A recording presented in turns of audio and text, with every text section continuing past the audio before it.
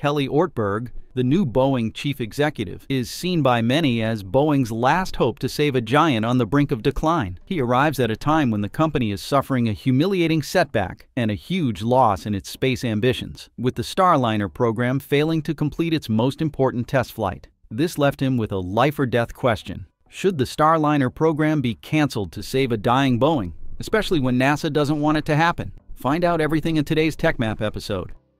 But before we begin, let us subscribe to the channel to stay up to date with the latest space news.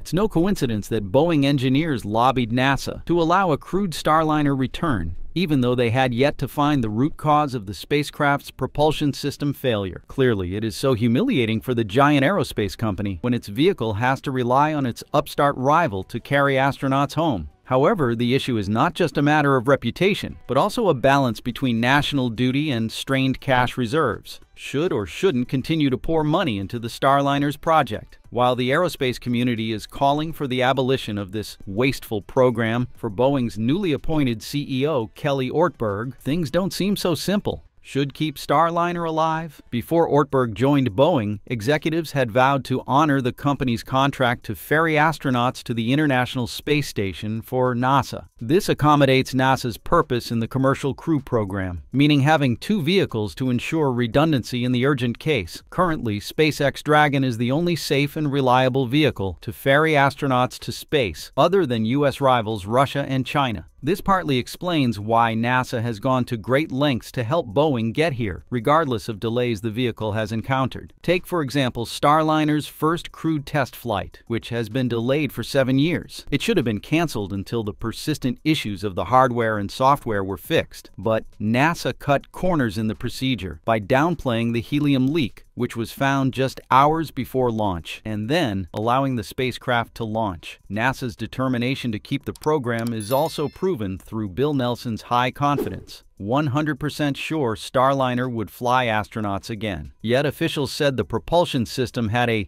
design vulnerability Boeing must address before its next mission. Ortberg recently voiced support for continuing the Starliner program after the craft is sent back from the space station without people on board, according to Nelson. He expressed to me an intention that they will continue to work the problems once Starliner is back safely, and that we will have our redundancy and our crewed access to the space station, the NASA administrator said. Analysts believe that Boeing will likely continue to support the Starliner program, partly due to the company's experience with challenges in other sectors, particularly its defense business. In the future, Starliner will target private sector customers such as the contract with Blue Origin and Sierra Space in the project. Low Earth Orbit Space Station, Orbital Reef. Nevertheless, there is no guarantee of a long-term commitment if Starliner's troubles persist, especially when its upcoming return mission fails. Boeing also will not make any long-term promises to sustain the program if it continues to lose money. To get a human rating certification, NASA hasn't ruled out the possibility of one more test flight. At that point, Boeing could cost about $400 million, based on charges the company booked to redo an earlier test flight. In 2022, the company already had to repeat an uncrewed mission at a cost of nearly $500 million, not to mention $125 million in new losses stemming from delays to the crewed flight test and testing of Starliner's glitchy propulsion system, bringing the total cost up to $1.6 billion. Those $1.6 billion also include $762 million operating loss during the first 6 months of 2024, slightly worse than a year earlier. Do they ultimately exit the program because it's too complicated and Boeing can't recover its investment because the other guy can do it better? Said Robert Spingarn, an analyst with Melius Research. It could happen. With an initial funding of $2.6 billion, SpaceX's Crew Dragon has flown 10 crewed missions for NASA. The contract then was up to $4.9 billion, thanks to more Crew Dragon missions to make up for Boeing's delays. In contrast, Starliner so far has yet to be certified, even though Boeing has spent more than half of its $4.5 billion NASA contract, including an additional $300 million.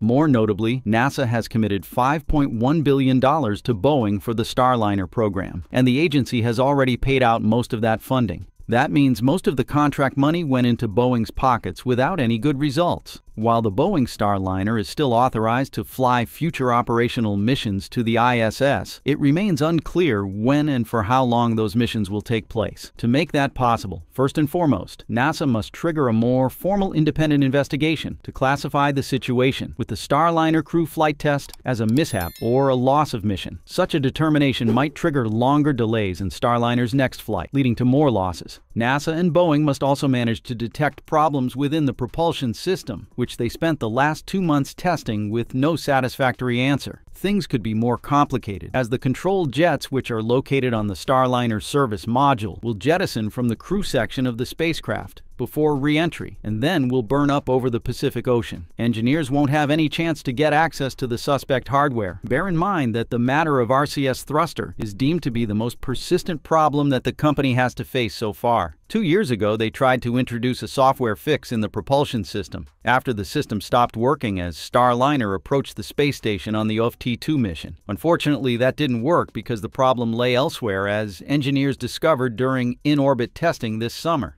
NASA officials concluded there is a small chance that the thrusters could overheat again as Starliner departs the station and flies back to Earth, or perhaps get worse. With the current situation, it is unclear how many problems are hidden inside the system that cannot be detected immediately as the module is gone. This mess could push the CFT-1 mission until at least 2026. Assuming that everything is fine and Starliner can return to the fly crew in 2026, it's impossible for the vehicle to fly all 6 of its contracted missions at a rate of 1 per year. NASA has awarded enough contracts to its trusted supplier, SpaceX, to complete all remaining missions to the ISS before it retires in the 2030. It's difficult to imagine scenarios including NASA prioritizing Starliner over Dragon, or NASA generously helping Boeing in mitigating losses in the current severely constrained budget situation of the national agency. Another solution is that the commercial space stations following the ISS's retirement will open to use by NASA and money-making commercial ventures. As I mentioned, Starliner will target this market with the first space station orbital reef of Blue Origin and Sierra Space. However, last year, Jeff Bezos' Blue Origin and Sierra Space were navigating a potential end to the orbital reef space station partnership. Additionally, to weigh between Starliner and other potential selections on the market like SpaceX Dragon and Sierra Space's Dream Chaser, clearly, the private companies will be more cautious with Boeing-made spacecraft. In short, based on the above analysis, to answer the question, will Boeing's new CEO cancel the Starliner program? Let's listen to experts. Richard Abulafia, an aerospace analyst, believes Ortberg will crunch the numbers and negotiate with NASA to make Starliner viable, although he is not convinced that is the right step. If I were an advisor to Kelly Ortberg, which I'm not, I'd say, for space, well boss, you might want to consider selling it, said Abulafia. As the new CEO of Boeing, Kelly Ortberg has a daunting task ahead of him to steer the company back on track after years of challenges. Ortberg has free rein to make sweeping changes and unpopular calls, including potentially scuttling the human spaceflight initiative. For Boeing, the losses are significant and would call into question the viability of a business like this if you look at it in a long-term way, said Clayton Swope, Deputy Director of the Aerospace Security Project with the Center for Strategic and International Studies. So how about you? Do you think Boeing's Starliner should be dumped? Say yes if you agree. The problems with the Boeing Starliner have never subsided. Instead, they are getting worse than ever. Indeed, with just days left until the return date, one more problem has been discovered on the vehicle, directly threatening the safety of 2 stranded NASA astronauts, and one of them recently had to sound a note of caution. If you've ever watched the 1979 movie Alien, you'll surely be haunted by the tagline, "In space, no one can hear you scream." And that's true. Space is mostly a vacuum, which means traditional sound waves, which require a medium like air to travel, cannot propagate. However, certain types of waves, such as electromagnetic waves, can be converted into sound.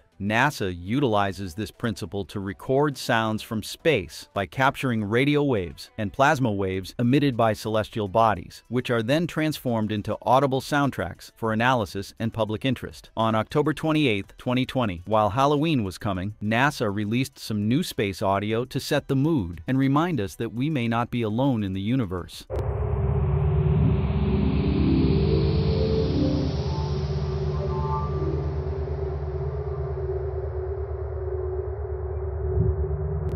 back this year, even though Halloween is almost 2 months away, NASA and Boeing has prepared things soon. On August 31st, NASA astronaut Butch Wilmore made everyone shocked by announcing a weird sound inside the Starliner spacecraft. "I've got a question about Starliner," Wilmore radioed down to Mission Control at Johnson Space Center in Houston.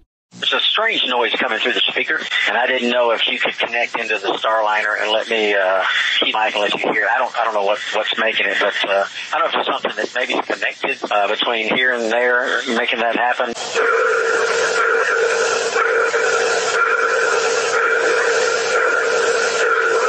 Butch, that one came through. It was kind of like a pulsing noise, almost like a sonar ping. The strange rhythmic noises have quickly become viral on X, raising questions about the spacecraft's condition and the nature of the sounds. NASA has since issued a press statement in response to the situation. A pulsing sound from a speaker in Boeing's Starliner spacecraft, heard by NASA astronaut Butch Wilmore aboard the International Space Station, has stopped, NASA said. The feedback from the speaker was the result of an audio configuration between the space station and Starliner. Due to the complex audio system on the ISS, where multiple spacecraft and modules are interconnected, experiencing noise and feedback is normal, according to NASA. If the crew hears sounds from the communication system, they are asked to contact Mission Control. The speaker feedback Wilmore reported has no technical impact to the crew, Starliner, or station operations, including Starliner's uncrewed undocking from the station no earlier than Friday, September 6th, NASA continued. However, some experts have expressed concern that things are not as normal as they seem. Canadian former astronaut Chris Hadfield wrote on X, "There are several noises I'd prefer not to hear inside my spaceship, including this one that Boeing Starliner is now making."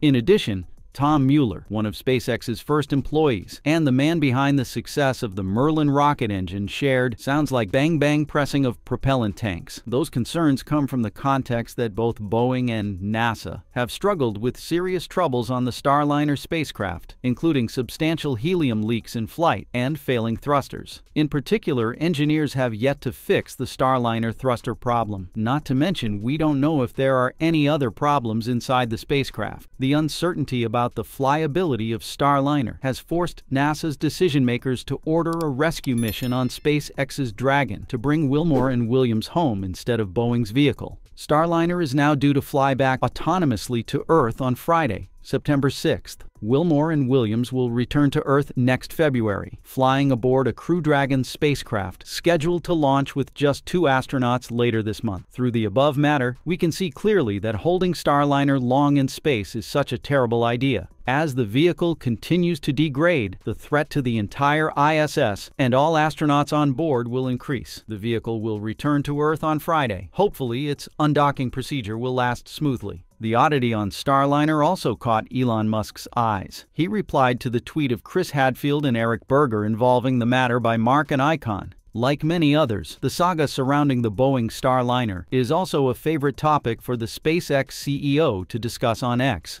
On May 6th, when NASA and Boeing delayed the launch of the Starliner crew capsule, again to check for helium leak, he shared Eric Berger's article accompanied by the tweet. Although Boeing got $4.2 billion to develop an astronaut capsule, and SpaceX only got $2.6 billion, SpaceX finished 4 years sooner. Note, the crew capsule design of Dragon 2 has almost nothing in common with Dragon 1. Too many non-technical managers at Boeing. The saying reflects the huge gap between SpaceX and Boeing in the context of their respective astronaut capsule developments, revealing significant differences in funding, timelines, and management approaches. Especially, he emphasized the main culprit for the failure of Boeing is due to too many non-technical managers at Boeing. On June 25th, Elon continues to explain about this. The CEO of an aircraft company should know how to design aircraft, not spreadsheets. A technical manager generally oversees the development, implementation, and maintenance of technological company systems and processes, including troubleshooting any potential issues. Non-technical managers, on the other hand, tend to be focused on broader aspects of a company like strategic planning, communication, and decision-making. Also in 2022, Musk opined about non-technical managers. I strongly believe that all managers in a technical area must be technically excellent. Managers in software must write great software, or it's like being a cavalry captain who can't ride a horse.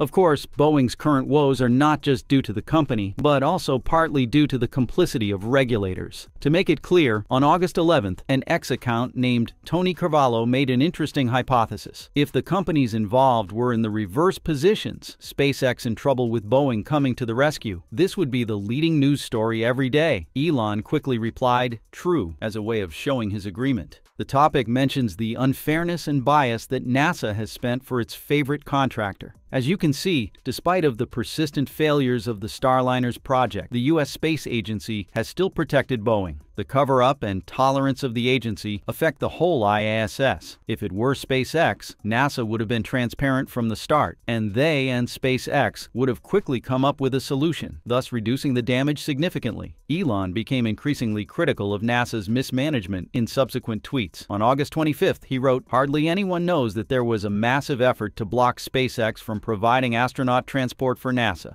His tweet indicates the sad reality in the early days of NASA's Commercial Crew Program. The intense lobbying and opposition SpaceX faced from established aerospace companies, particularly Boeing. Boeing, which had a long-standing relationship with NASA and Congress, engaged in lobbying efforts to maintain its dominance and secure contracts for crew transportation. This included campaign contributions and other forms of influence aimed at persuading government officials about the risks associated with newer entrants like SpaceX. More notably, Boeing's arrogance was evident in the challenging words of former Boeing CEO Dennis Muilenburg in 2017, which later became the laughingstock of the space community. "We're going to beat Elon Musk to Mars," Boeing CEO said. Elon Musk responded, "Do it." Boeing also quickly replied, "Game on." The war of words from years ago was once again dug up as a way to mock Boeing's arrogant attitude. With the tweet, "How is it going?" Elon replied slyly, "The new Boeing CEO is spending time in the factories. That is the right thing to do."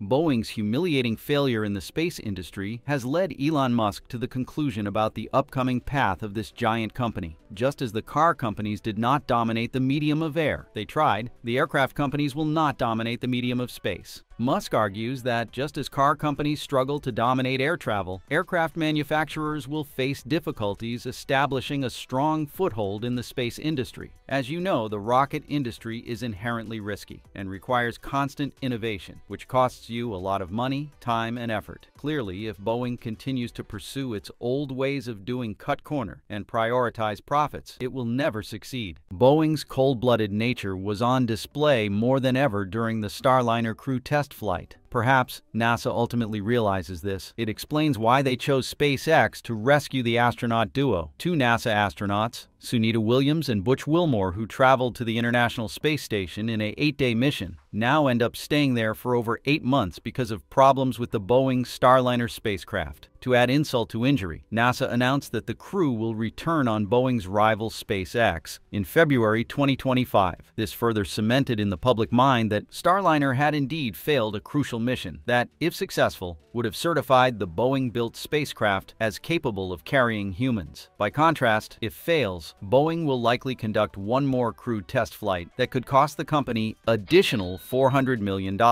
Subsequently, their first operational mission would then be further delayed, and the $1.6 billion loss figure would continue to rise, threatening to cancel the whole program. It explains why, while NASA's leadership was a headache in weighing the risks to safely return astronauts in Starliner, the Boeing engineer continuously called for permission for Starliner to bring humans back. Of course, with the bitter lessons gained from the Space Shuttle's era, NASA acknowledged that they should strictly follow their core value, human safety. Frankly, I think they should have done it before putting Suni and Butch into the Calypso in June. Simultaneously, through this event, Boeing's cold-blooded nature has been demonstrated obviously much more than ever. They focused only on the company's stock price after the Starliner incident, instead of the safety of the crew. Thus, it would not be unfathomable as Boeing's manager continuously tried to downplay the trouble, even though the reality was completely opposite. Rudy Ridolfi, a former commander of U.S. military space systems, has pointed out the horrific scenarios if astronauts were forced to return to Earth in the troubled Calypso. Scenario 1, 96-hour oxygen supply. The malfunction in the thruster system poses a threat to Butch and Suni aboard their vehicle, with 5 out of 28 thrusters being faulty throughout their journey to the ISS. The failed thrusters leave astronauts with a 96-hour oxygen supply. Keep in mind that thrusters are important to maneuvering and re-entry to Earth. Scenario will happen if the spacecraft tries to re-enter Earth's surface through the wrong angle, which will ultimately result in bouncing off the atmosphere. This leads us to the second scenario. The spacecraft could bounce off the Earth's atmosphere, as it will fail to line up for re-entry. Service module could fail ahead of the lineup for re-entry. The move will cause the spacecraft to bounce off the Earth's atmosphere. In the worst-case scenario, the astronauts will get vaporized to death in space. According to Ridolfi, it is possible only if the angle is too steep, leading to an increase in friction, leading to the burning up of Starliner, potentially killing off the 2 astronauts on board. In the past, NASA also lost a total of 14 astronauts in 2 Columbia and Challenger disasters. Bill Nelson's experiences with the Challenger and Columbia disasters significantly shaped his perspectives and decisions regarding space exploration and safety, particularly in the context of the Butch and Suni case. And of course, politics has not played any part in the decision, he said. It has affected the decision today by this collective group and all of those that participated in the flight test readiness review this morning, Nelson said at a press conference on August 24th. It is trying to turn around the culture that first led to the loss of Challenger and then led to the loss of Columbia, where obvious mistakes were not being brought forth. NASA administrator, who was an astronaut aboard the Space Shuttle Columbia just 10 days before the Challenger disaster, expressed profound personal reflections on the tragedy. On January 28, 1986, the Space Shuttle Challenger broke apart 73 seconds into its flight, killing all 7 crew members aboard. Witnessing the Challenger exploded shortly after launch was a traumatic event that altered public perception of space travel, transforming it from a routine endeavor into a stark reminder of the risks involved. Nelson recalled dropping to his knees in his office, questioning why he had been spared from a similar fate. The Challenger disaster led to a critical reassessment of NASA's safety protocols, revealing a culture that had become complacent about mission risks. This reckoning prompted Nelson to advocate for stronger safety measures and oversight within NASA, emphasizing the importance of maintaining rigorous safety standards in future missions. On Saturday, February 1, 2003, Space Shuttle Columbia disintegrated as it re-entered the atmosphere over Texas and Louisiana, killing all 7 astronauts on board. That was determined to be caused by a large piece of foam falling from the shuttle's external tank during launch, damaging the orbiter's wing. Nelson noted how engineers who raised concerns over components and launching in very cold weather were ignored ahead of the Challenger launch. For Columbia, several people within NASA pushed to obtain pictures of the damaged wing in orbit, but re-entry proceeded without further inspection. So NASA, ever since, has tried very hard to bring about an atmosphere in which people are encouraged to step forward and speak their mind. And I think today is a good example of that, Nelson said. As a decision maker, it can be said that the burden on Nelson's shoulders is enormous. Wayne Hale, former Space Shuttle program manager and flight director for 40 missions, shares frankly about this in his blog. These are decisions that do not affect some faceless, nameless, random human. Rather, these decisions will affect the safety of people that you know. At the very least, these are people we have worked together with, trained together, spent hours in difficult meetings together. Astronauts have lives like most of us. We send our children to school with their children. Those children participate in the same after-school programs. Sports, music, scouts. Your spouse and their spouse worked, partied, socialized together. I've had to make decisions about the safety of astronauts who were literally my neighbors, some who attended the same church my family does. Knowing that you will have to look the spouses and the children in the eye after whatever happens, well, that does not make deciding any easier. Clearly, it's not the first time NASA has come up with the idea of a rescue mission. There was actually an exercise done to work this out at the direction of the Columbia Accident Investigation Board, CAIB. It comes from the pain caused by the loss of the Space Shuttle Columbia. NASA could have tried to launch Space Shuttle Atlantis on a rescue mission if they had known Columbia was going to disintegrate on re-entry. Yet, how would they have gotten the astronauts down? While Columbia was on orbit, Atlantis was undergoing preparations for a March 1st launch as STS-114. It would have been possible, albeit a difficult and demanding race against time, to launch Atlantis on a rescue mission. Columbia would have faced a 30-day mission limit determined by its supply of lithium hydroxide scrubbers used to remove CO2 from the cabin atmosphere, and additional limits posed by food, water, and power supplies. Depending on when the decision was made to launch a rescue, Atlantis could have rendezvoused with Columbia as early as Mission Day 27, with the launch prep and flight crews working a brutal 24/7 schedule and no room for error or delays, but it was at least feasible. In the CAIB's scenario, Atlantis would have launched with a 4-person crew of 2 pilots and 2 mission specialists to conduct the EVAs. Meanwhile, Columbia's crew would have powered down the orbiter and adopted a max conservation routine, essentially staying in their bunks as much as possible to conserve oxygen and minimize CO2. Once Atlantis rendezvoused with Columbia, the 2 EVA astronauts would have connected the orbiters with an extendable boom. They would transfer 2 EVA suits to Columbia, meeting 2 already suited Columbia astronauts and helping them transfer to Atlantis. The remaining astronauts would relay the EVA suits back and forth in a grueling 8-9-hour spacewalk. Finally, the last 2 crewmen would have set up Columbia for control from Houston. Atlantis would back away and prepare for re-entry. Columbia would be set up for deorbit and a final fiery re-entry, presumably to Point Nemo in the South Pacific, the most remote spot on Earth, and where the majority of controlled deorbitings are targeted. The saga of how Boeing milked Congress's budget drain never ends when recently a new report about SLS is also damning to Boeing. According to the report of NASA's Office of Inspector General, OIG, Boeing was using underqualified workers to build SLS booster rockets for NASA's Artemis missions. This caused serious quality issues, including welding issues on a liquid oxygen tank section intended for the Artemis 3 mission, the first crewed moon landing mission. In addition, it also contributes to the skyrocketing price of launch vehicles. OIG is concerned these factors could potentially impact the safety of the SLS and Orion spacecraft, including its crew and cargo. Boeing's scandal related to the SLS rocket is just one of many safety concerns on the company's products embracing the airplane and spacecraft. We have heard and obsessed about the MAX disasters involving Boeing's 737 family.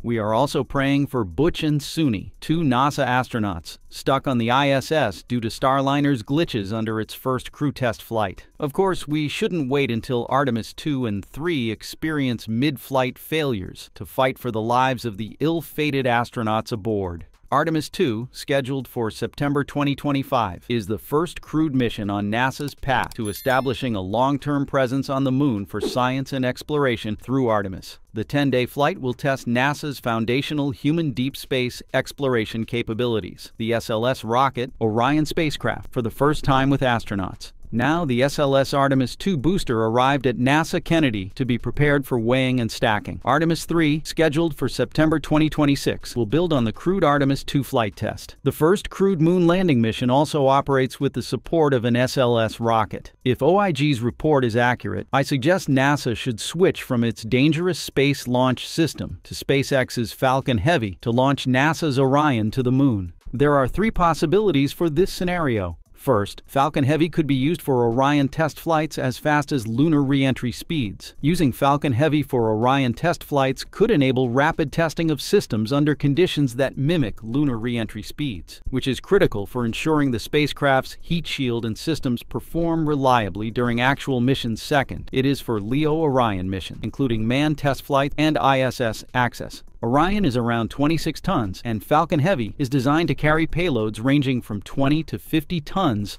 to low Earth orbit. Third, for Artemis 2, mission-free return lunar flyby, saving a costly and rare SLS rocket for another mission. SLS costs the taxpayer $4 billion per launch, much higher than Falcon Heavy. It is no doubt that Falcon Heavy's contribution to NASA's large programs is significant. Most notably, we could save billions of taxpayer dollars per launch. Unlike the expendable SLS, Falcon Heavy is partly reusable, and even in the expendable mode, its price tag is just around $150 million.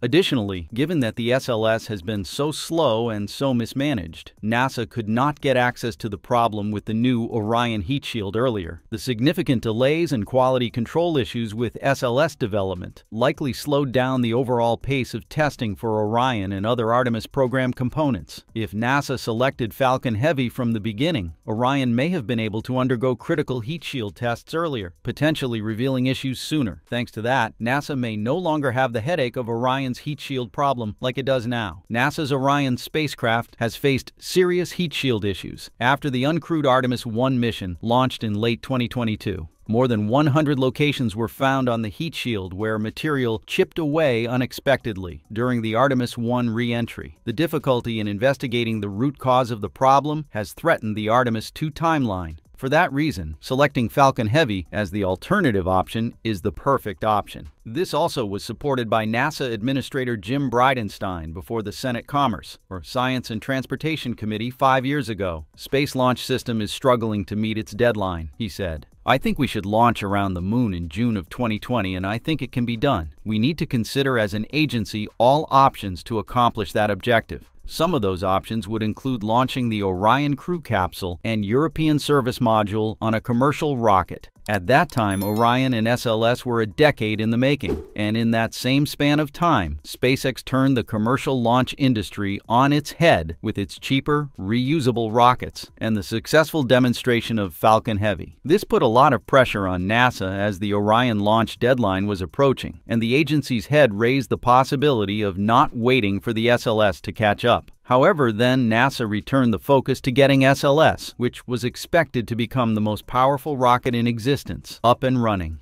Jim changed his mind and said there would only be one way to get the first female astronaut to the moon's south pole by 2024, and it wouldn't involve Elon Musk's help. I want to be clear about SLS and Orion. SLS and Orion is the only system that gives us any chance of getting there in 2024. He said, "We've looked at everything. We've considered everything. And SLS and Orion, that is the system. And once it's developed, we will use it over and over and over again." The reason behind this is not unfathomable. The SLS program involves approximately 3,800 suppliers from all 50 states, making it a significant contributor to the U.S. economy. The program is viewed as a job creation initiative, aligning with congressional mandates to utilize American companies and resources. NASA is required by U.S. Congress to use the SLS for its Artemis missions. This mandate ensures that the SLS is the primary vehicle for launching Artemis 1, 2, and 3, aligning with national interests in space exploration and the development of new technologies.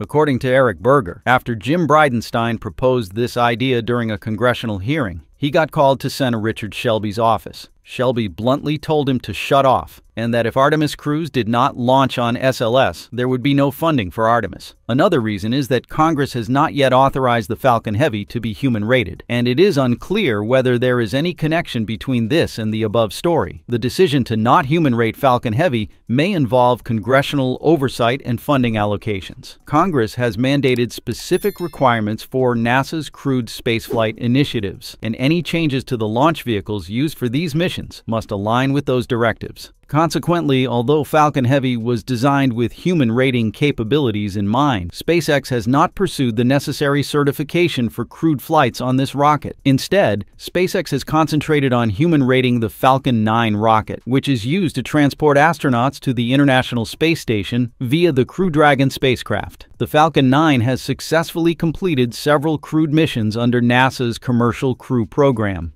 This focus on Falcon the 9th of May stemmed from its established track record and operational history with crewed flights. Not to mention, human rating a vehicle like Falcon Heavy would require extensive modifications and documentation to meet NASA's safety standards. This process involves not only engineering changes, but also a significant amount of paperwork and compliance with regulatory requirements. SpaceX may have opted not to pursue this for Falcon Heavy, especially as they are developing the Starship rocket, which is intended for future crewed missions beyond low Earth orbit. Those are the major hurdles for SpaceX's heavy-lift rocket to participate in Artemis's manned missions. However, it doesn't matter because NASA chose another SpaceX rocket for this large program. It is the Starship HLS that stands out for its advanced technology and attractive price. It will be the first time SpaceX's next-generation Starship performs its great capabilities in a national-scaled project, and the experience gathered from the mission will be the stepping stone for the rocket's further journeys to more distant planets, namely Mars. Spaceflight is risky, even at its safest and most routine.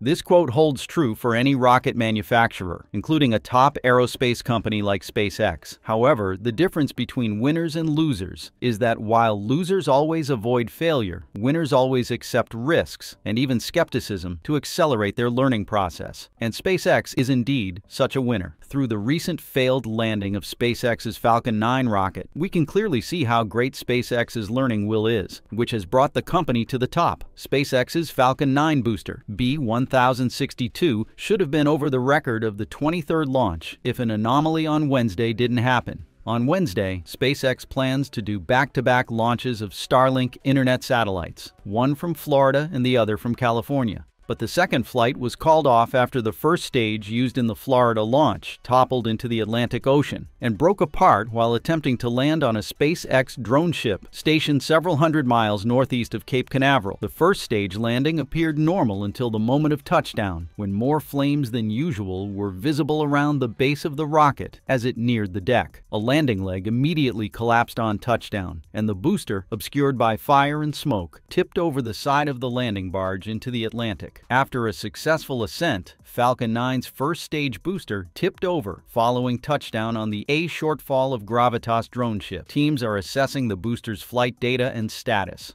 This was the booster's 23rd launch, SpaceX tweets. Afterward, the FAA requires to ground the rocket to serve an investigation on Falcon 9's landing failure. This will likely delay the Polaris Dawn mission, though there is unlikely to be a lengthy wait. It is the second anomaly incident of the workhorse rocket, following the one 2 months ago. However, B-1062 is still proud of its incredible achievements. The recent flight was the first stage B-1062's 23rd, and what turned out to be the final launch and landing, a new reuse record. SpaceX is working towards certifying its Falcon 9 first stages for up to 40 flights each. The landing mishap ended a string of 267 successful booster recoveries, dating back to February 2021. The Falcon 9's second stage, meanwhile, successfully carried 21 Starlink satellites to their planned orbit. More importantly, each unexpected event often gives SpaceX treasured lessons. Now we figure out what went wrong to drive the landing failure rate far above 1 in 1,000, then 1 in 10,000. 1 in a million, etc., Elon said. Remember that SpaceX, during its turbulent days, also faced many failures in the development of its rockets that pushed the company to the brink of bankruptcy. Fortunately, Elon Musk and his team have always embraced the inevitable risks and public skepticism to accelerate the learning process. Thanks to that, SpaceX then grew at a dizzying speed and broke many records, making any giant jealous. SpaceX, as we know, had an extraordinary year in 2023 with a total of 98 launches, including 91 Falcon 9, 5 Falcon Heavy rockets, and 2 Starship rockets.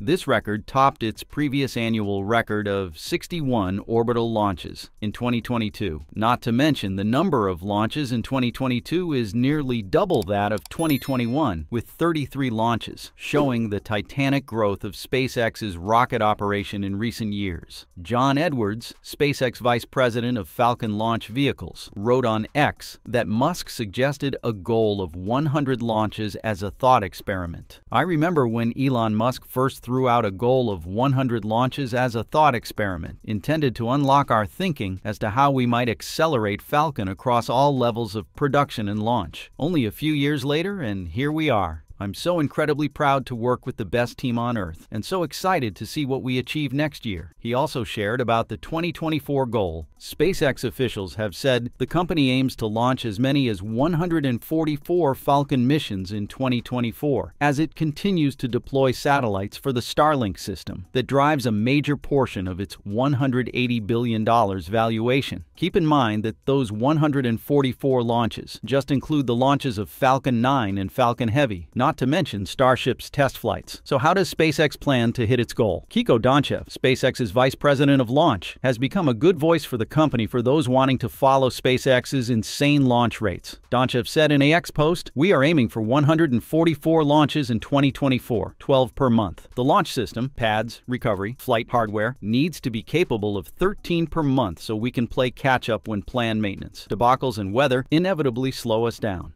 So, how is it going? According to Musk's recent tweet, SpaceX is doing a major launch every roughly 3 days now. Next year, a launch every roughly 2 days. We will probably deliver close to 90% of payload mass to Earth orbit and beyond this year. With the launching of a mission roughly every 3 days, SpaceX is highly likely to hit the century mark this year. The launch cadence of 1 every 3 days is a significant forward step compared to 1 mission every 3.9 days previously, and it will evolve to a launch every roughly 2 days in 2025. It's incredibly amazing how SpaceX makes significant technological leaps forward in such a short period of time while making it appear simple, despite the fact that these goals are extremely difficult and plagued with technological challenges. SpaceX is truly revolutionizing space exploration. The rapid pace of launches demonstrates that they are on track to deliver nearly 90% of the total payload mass to Earth orbit and beyond this year. This includes a mix of commercial satellite launches, government contracts, and missions for its Starlink internet constellation, which constitutes a significant portion of its launch manifest.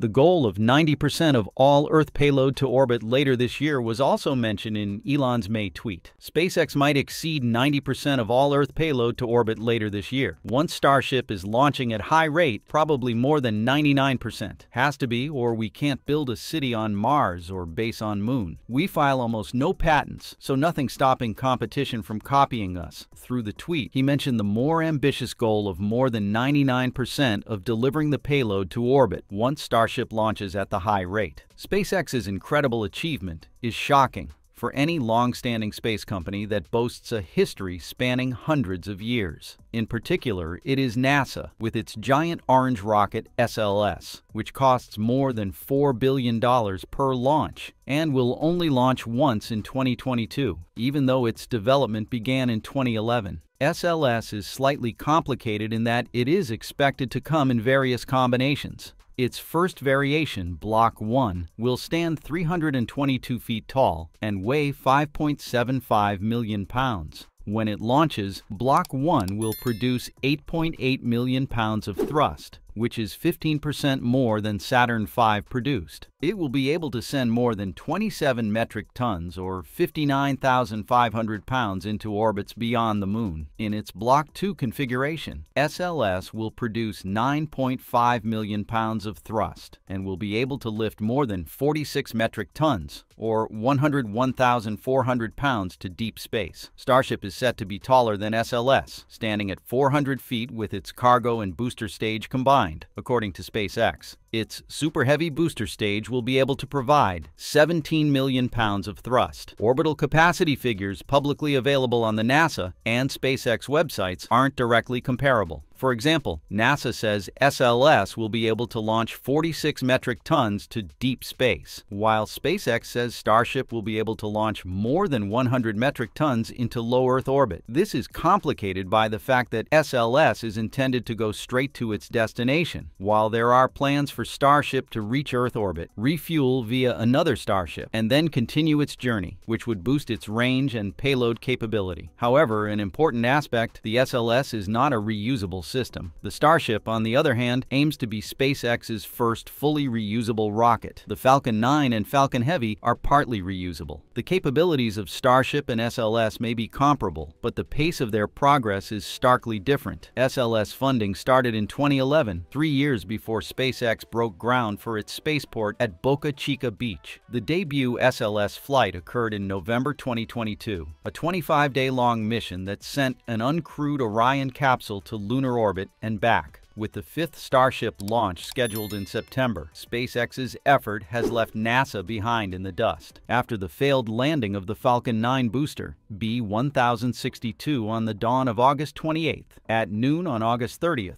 Booster 1062's remains arrived back in port aboard an autonomous spaceport drone ship. As you can see, there wasn't much left of B-1062 after the destruction, mainly consisting of the engine section and landing legs, enough to show how crazy the explosion was. The incident happened after stage separation. The booster returned to land on the drone ship, a short fall of gravitas. Everything appeared routine until the booster approached the drone ship. Upon watching the landing video, it was clear that something was amiss. The landing speed seemed unusually fast. As the booster neared the drone ship, its landing legs deployed as expected, but the engines continued to burn, suggesting a potential issue with deceleration. The booster then tilted toward one leg, the flames intensified, and the booster tipped over, likely resulting in its destruction. Despite ending in an explosion, B-1062 is still remembered for its glorious life. With 23 flights under its belt, it completed 22 more flights than any other orbital-class rocket booster. It many times landed successfully on a floating barge out in the ocean, which for many years people thought was going to be totally impossible. Its second stage safely got the satellites into the right orbit. This booster had previously launched the crewed Inspiration 4 and Axiom 1 missions, along with 2 GPS-3, 16 Starlink, and multiple other satellite missions. The booster's record contributes to the Falcon 9's total landing record, breaking a streak of 267 consecutive successful landings over more than 3.5 years since the last failure in February 2021.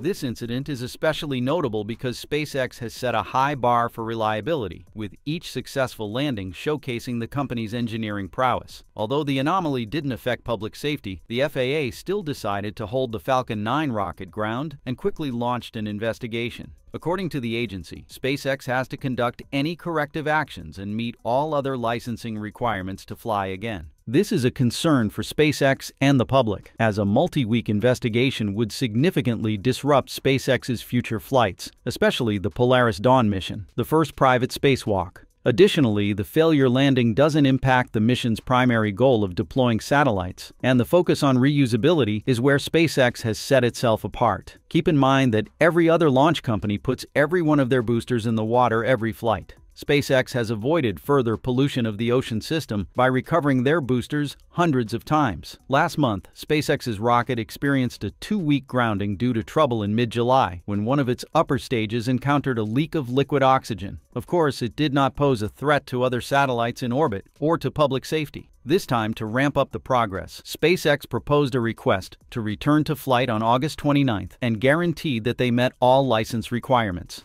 Fortunately, the FAA later approved the request. The SpaceX Falcon 9 vehicle may return to flight operations, while the overall investigation of the anomaly during the Starlink Group 8-6 mission remains open, provided all other license requirements are met. SpaceX made the return to flight request on August 29th, and the FAA gave approval on August 30th, they said in the latest statement. This means that the SpaceX rocket can return to flight immediately. It's so great, as expected, coming up in just a matter of hours. And immediately after getting the FAA approval, SpaceX will launch 2 Starlink missions from California and Florida. The first one is the Starlink launch from Vandenberg at 11:58 p.m. CST. The second one is Starlink launch from Florida at 2:43 a.m. CST. Compared to the previous anomaly that took weeks, this time it just takes a few days to resume flight operations. This is incredibly fast, and it's another step forward for private spaceflight where the government regulations have gradually been loosed, paving the way for innovating and commercializing the space. So, do you feel excited about the fast movement of the FAA? Please show your excitement by commenting SpaceX Let's Go below. Then share this video, and subscribe to our channel to stay updated on the latest space news. Another news related to SpaceX's space operations is about the famous Crew 9 mission, which will undertake the rescue of astronaut duo Butch Wilmore and Suni Williams stranded in space. According to it, SpaceX's Crew 9 mission will launch no earlier than Tuesday, September 24th. Thus, Boeing's Starliner spacecraft will return home from the International Space Station on September 6th, albeit without its 2-person crew. The troubled spacecraft will undock from the orbiting laboratory around 6 p.m. ET, and it will spend about 6 hours maneuvering closer to home before landing around midnight in New Mexico's White Sands Space Harbor. 2 astronauts will stay in space for 8 months and are set to return next February on Dragon. To make it possible, NASA makes room on the Dragon trip by cutting 2 astronauts from the next crew. NASA astronaut Nick Hague and Roscosmos cosmonaut Alexander Gorbanov will launch in September on board a SpaceX rocket for the orbiting laboratory. NASA astronauts Zena Cardman and Stephanie Wilson, previously announced as crewmates, are eligible for reassignment on a future mission. Hague and Gorbanov will fly to the space station as commander and mission specialist, respectively. The updated crew complement follows NASA's decision to return the agency's Boeing crew flight test uncrewed and launch Crew 9 with 2 unoccupied seats. The decision to fly Hague was made by NASA Chief Astronaut Joe Acaba at the agency's Johnson Space Center in Houston. Acaba had to balance flying a NASA crew member with previous spaceflight experience to command the flight, while ensuring NASA maintains an integrated crew with a Roscosmos cosmonaut who can operate their critical systems for continued safe station operations. With 203 days logged in space, this will be Hague's 3rd launch and 2nd mission to the orbiting laboratory.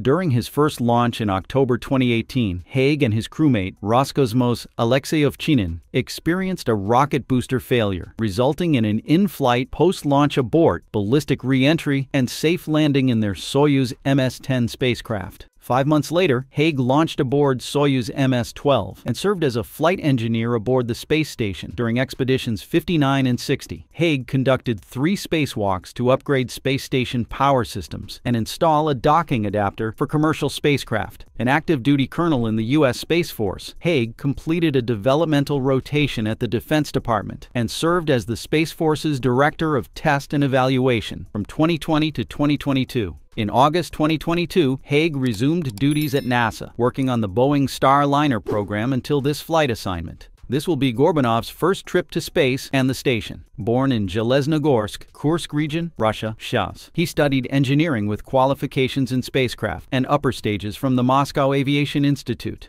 Gorbanov graduated from the military department with a specialty in operating and repairing aircraft, helicopters, and aircraft engines. Before his selection as a cosmonaut in 2018, he worked as an engineer for Rocket Space Corp, Energia, and supported cargo spacecraft launches from the Baikonur Cosmodrome. Hague and Gorbanov will become members of the Expedition 72 crew aboard the station. They will join Wilmore Williams, fellow NASA astronaut Don Pettit, and Roscosmos cosmonauts Alexeyevchinin and Ivan Wagner, conducting scientific research and maintenance activities into the station's 24th year of continuous human presence. The shuttle's retirement in 2011 forced NASA to rely entirely on the Russian Soyuz capsule to transport astronauts to the ISS for a decade. The commercial crew program followed as a lifeline to NASA's dilemma aiming to develop a manned spacecraft to ferry astronauts to the ISS and eliminate U.S. dependence on Russia. Since the program aimed to have 2 suppliers to ensure redundancy, Boeing and SpaceX were selected with contracts worth $4.2 billion and $2.6 billion, respectively. Despite receiving double the funding, Boeing's Starliner stumbled out of the running, while SpaceX's Dragon, with less funding, surged ahead. From 2019 onwards, there was a huge gap between them, given that Starliner's uncrewed orbital flight test in December 2019 failed to dock to the ISS, leading to the second attempt 3 years later. Meanwhile, SpaceX Dragon quickly accomplished its uncrewed test flight in March 2019 and its crewed flight test in May 2020. Starliner's first crew flight, on the other hand, was pushed to 7 years after the initial plan. Subsequently, SpaceX continued to receive an extra 8 crewed flight missions through 2 contract extensions, increasing its contract's value from $2.6 to $4.9 billion. Elon Musk's ambition to explore space and contribute to the community has never been easy. The biggest hurdles to this journey are not technical but regulatory. Recently, SpaceX's Starlink has made headlines as its bank accounts have been frozen in Brazil, negatively impacting SpaceX's operations in the country. What's more ridiculous is that this issue should have ended soon if the U.S. government were doing its job. However, in reality, they even make things worse. On August 29th, a breaking news spread on X, quote, Alexandre de Moraes blocks financial accounts of Starlink in Brazil. All Starlink managers in Brazil have been notified and summoned to address the amounts owed to Brazilian courts by the X, as per Metropol's. For those who don't know, Alexandre de Moraes is a Brazilian Supreme Court justice. He and U.S. tech billionaire Elon Musk have a months-long feud over content moderation on X in Brazil. Demores has ordered certain accounts suspended for allegedly spreading disinformation, which Musk has challenged as censorship. More ridiculously, while their conflict just relates to X, recently Brazil's Supreme Court has blocked bank accounts of Elon Musk's Starlink services. The court order is based on the determination that SpaceX's Starlink should be responsible for fines levied against X, which Starlink claims are unconstitutional. The company says the order was issued in secret and without affording Starlink any of the due process of law guaranteed by the Constitution of Brazil. The company intends to address the matter legally, calling the Brazilian Supreme Court Justice Alexandre de Moraes a dictator. Elon Musk raised concerns over the illegal action by the Brazil SC. SpaceX and X are two completely different companies with different shareholders. I own about 40% of SpaceX, so this absolutely illegal action by the dictator Alexandre improperly punishes other shareholders and the people of Brazil. Not only Musk, but many people also feel unfathomable by the move of a Brazilian Supreme Court justice. Tech lawyer Preston Byrne wrote on X, "This is some really lawless stuff coming out of Brazil. SpaceX is not Elon Musk. He has about half the cap table. The rest is owned by private investors." He also criticized the U.S. government's irresponsibility in protecting the rights of private U.S. companies. If the U.S. government were doing its job, it would use diplomacy to put a stop to this overnight. This irresponsibility is not difficult to understand. When right on U.S. soil, SpaceX also met regulatory hurdles that limit its rapid progress. FAA restrictions are a case in point. When the company is coming closer to Starship Flight 5's anticipated launch estimates, the FAA recently announced that they're only now beginning to evaluate SpaceX's proposed license modifications. This clearly is a suspicious delay. Although there's no mishap investigation underway, the FAA isn't exactly speeding things up. As a result, the launch schedule is being hung in the balance. Indeed, NASA officials provided an update on the Starship launch date during a meeting of the NASA Advisory Council. Kathy Kerner, a NASA official, shared that the Starship Test Flight 5 is expected later this fall, with fall starting around September 22nd. It looks like we won't see a launch until at least then, if not later, so we'll have to wait at least another 3 weeks, maybe even longer.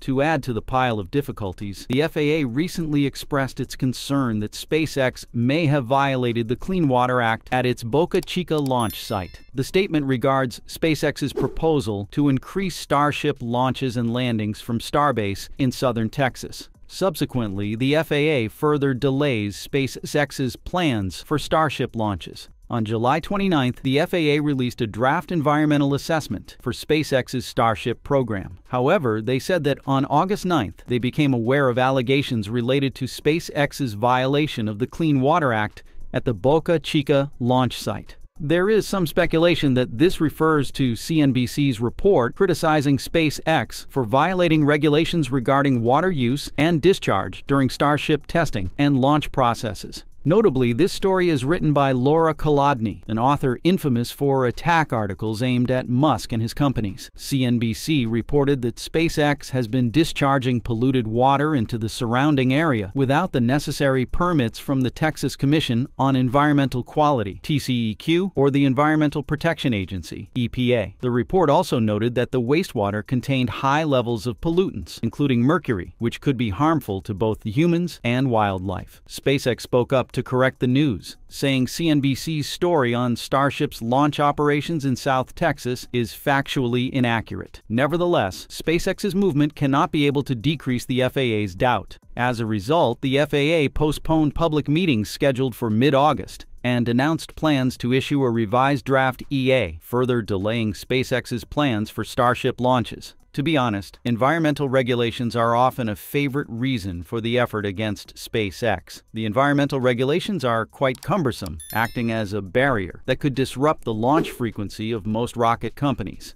Rocket companies like SpaceX must navigate a complex web of federal and state regulations to obtain the necessary permits for launches. This includes compliance with the Clean Water Act and other environmental laws, which can delay the launch schedule if violations are found, or if additional information is required by regulatory agencies. Obviously, this isn't the first time the relationship between SpaceX and the Federal Aviation Administration has been marred by tension and conflict. It starts as SpaceX pushes the boundaries of space technology and launch cadence. The FAA's regulatory process often has caused delays in SpaceX's Starship development and testing. timing, frustrating the company's ambitions to rapidly advance the program. Take, for example, after Starship's explosive debut flight in 2023, the FAA grounded the vehicle for months while investigating the incident and requiring corrective actions. More notably, the way they process paperwork is deemed to be too slow, and even when SpaceX intends to launch Starship from its Boca Chica and Kennedy Space Center sites, they have had to obtain new licenses and undergo environmental assessments. Normally, the FAA's procedure tends to last longer than expected, slowing Starship's progress. Despite the challenges from the national agencies, SpaceX has significantly boosted the U.S.'s standing in the global space race, making it crucial for agencies like NASA, the FAA,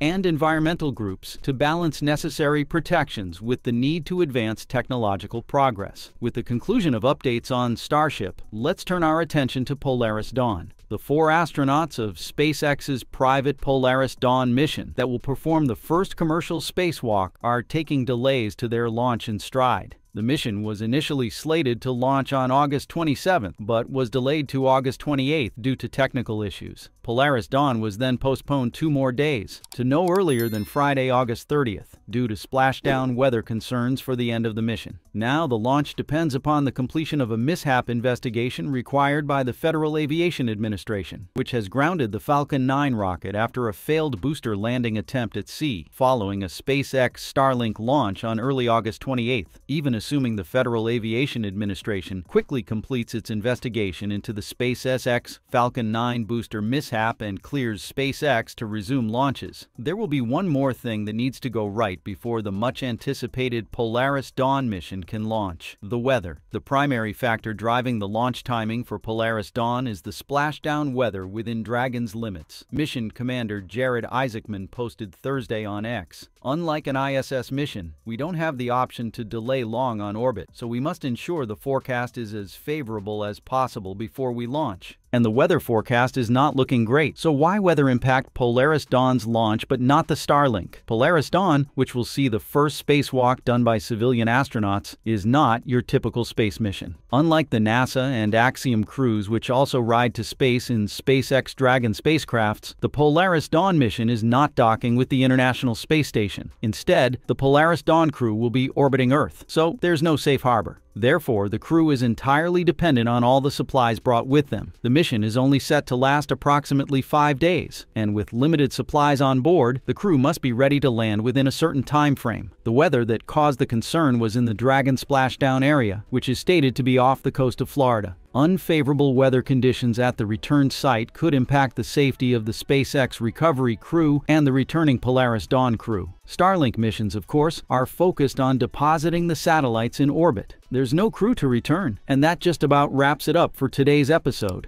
Thank you, and we look forward to seeing you next time.